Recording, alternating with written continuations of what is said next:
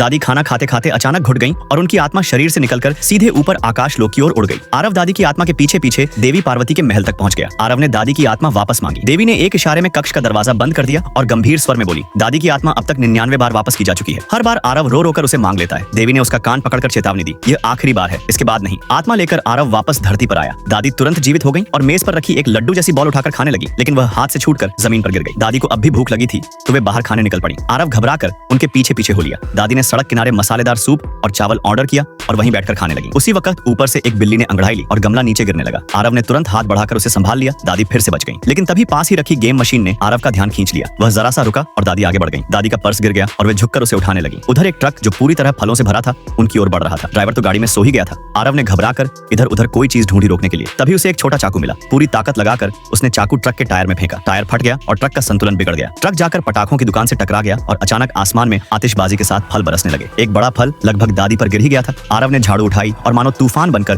पूरे फलों के हमले को रोकने लगा। लगातार जूझते हुए वह सबको पीछे धकेल रहा था। अंत में एक आखिरी बड़ा फल दादी पर गिरने वाला था। आरव ने झाड़ू से रोका, लेकिन झाड़ू टूट गई। निराशा में उसने अपनी सबसे प्यारी गेम मशीन दादी को बचाने के लिए फेंक दी। फल रुक गया, दादी बच गई, पर गेम मशीन चकनाचूर हो गई। आरव टूटे टुकड़े उठाकर चुपचाप रोने लगा। तभी उसे एहसास हुआ कि दादी ने उसे कभी भुलाया ही नहीं था।